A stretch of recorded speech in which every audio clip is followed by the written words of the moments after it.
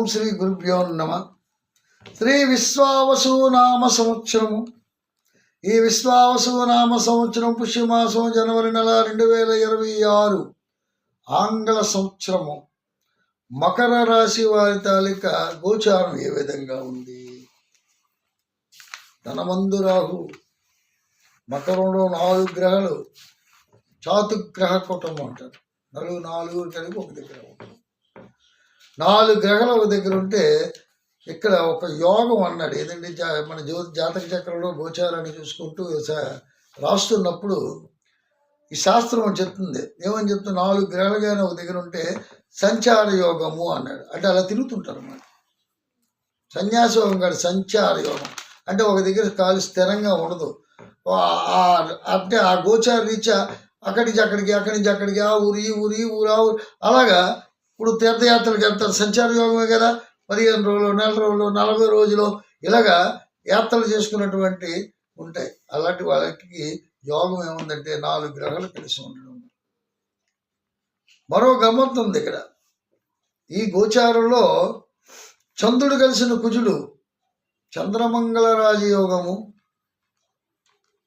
రవితో కలిసినటువంటి బుధుడు, బుధాదిత్య యోగము. చంద్రమంగళ రాజయోగము 2.5 రోజులు, అంటే 3 రోజులు ఎక్కువసుకుని ఉంటుంది. ఈ 3 రోజుల కాలంలో 1 గంట అయినా మీకు అదృష్టం కలిసి వస్తే మీ కష్టాలన్నీ పటాపంచలైపోతాయి. సరే, చంద్రమంగళ రాజయోగం తల గొప్పతనం. బుధాదిత్య యోగం 4 రోజుల్లో ఏదైనా కలిసి వచ్చిందంటే ఉద్యోగం వచ్చే ఖాయం. వ్యాపార రంగంలో కూడా రుణ బాధలు ఏదైతే ఉన్నాయో అవి కూడా సమసిపోతాయి.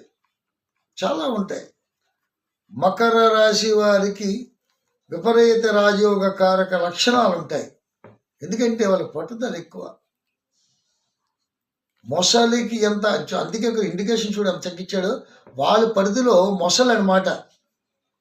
మొసలికి ఎంత పట్టుందో అంత పట్టున్నటువంటి రాశి.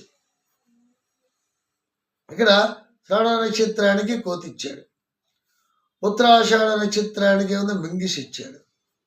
ఇక్కడ చూసారా ఎలాంటి అన్ని కూడా ఇదే తెలివైనవే, తెలివి తక్కువని కావు. అంచేత మకర రాశి అనుభవసరికి ఏముంది ఇచ్చాడు? ఇక్కడ మొసలిని ఇచ్చాడు. ఇండికేషన్ సామాన్యమైనది కాదు. ఋషి సంపద అంటారు దీన్ని.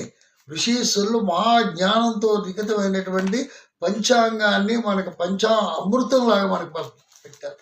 అమృతం తాగిన వాళ్ళకి మరణం ఉండదంట.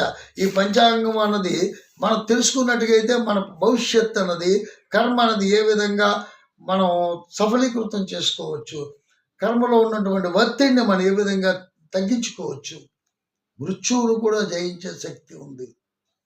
అందుకే మాసవారి ఫలితములు, రోజువారీ ఫలితములు, పక్షవారి ఫలితములు, సంవత్సర ఫలితములు ఇవన్నీ కూడా తెలుసుకోవడం తప్పులేదు. తెలుసుకోవాలి.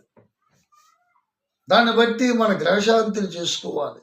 చేసుకున్నట్టుగైతే అన్ని లాభాలే.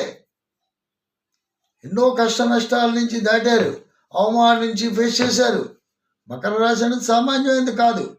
అవమానాలు కూడా పడ్డారు. దగ్గరోదులు దాయాదులతో కూడా క్షేత్రింపబడ్డారు.